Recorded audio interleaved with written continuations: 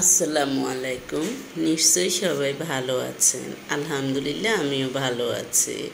আজকে আমি খুব গুরুত্বপূর্ণ কতগুলো টিপস আপনাদের সাথে শেয়ার করব।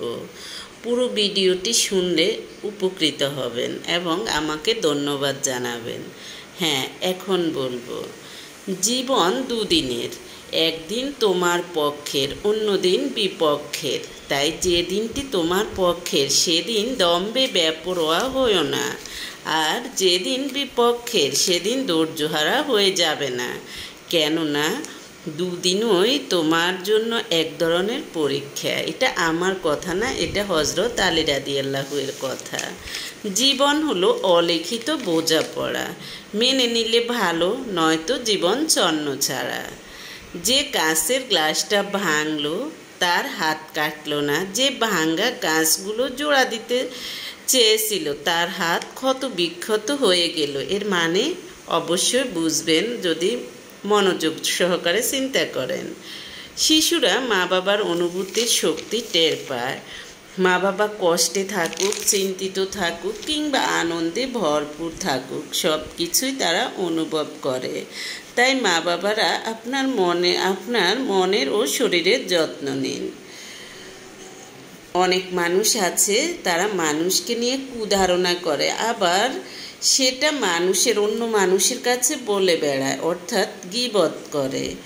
যারা এগুলো করে তারা একসাথে দুটো জঘন্য পাপ করেছে, অর্থাৎ দুটো জঘন্য পাপের ভার বহন করতে হবে। আল্লাহুম্মা ফিরিলি, এটা আল্লাহ যেন সবাইকে ক্ষমা করে দেয়। তবে এগুলো খুবই খারাপ জিনিস।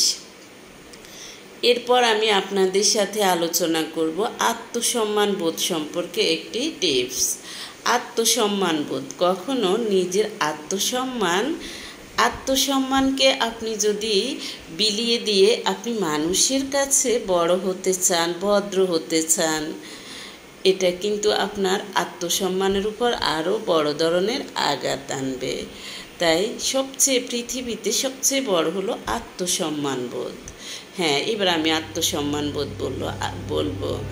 আত্মসম্মান বোধ আমার কাছে প্রেম ভালোবাসার চেয়েও প্রিয়। তেজ, জেদ, সাহস এবং সততা এগুলো আমার অলংকার।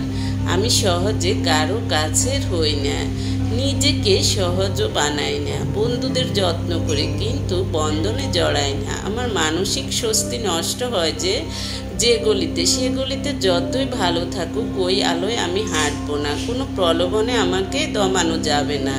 যা আমি করতে চাই তা আমি অবশ্যই করব, আর যা করতে চাই না তা আমাকে দিয়ে কেউ করাতে পারবে না। আমি কঠিন মানুষ, যতটা কঠিন হলে ভেঙে যাওয়া নিজেকে নতুন করে গড়া যায়, আমি ততটাই কঠিন। ইমোশন অপাত্রে বিলাই না, ভালোবাসার মতো আমারও ঘৃণা মূল্যবান। পুরনো কোনো সম্পর্কে জং ধরলে নির্দ্বিধায় ছেড়ে দেই। অতীত আঁকড়ে ধরার কোনো অভ্যাস আমার নেই। আমি মাথা নত করি সম্মানে, প্রজ্ঞায়, যত্নে, ভালোবাসায়, ভিক্ষায় নয়। আমাকে দখল করা যায় না, আমাকে অধিকার করা যায় না, পিছু টানে আটকানো যায় না, চাইলে আমার সঙ্গে পথ চলা যায়।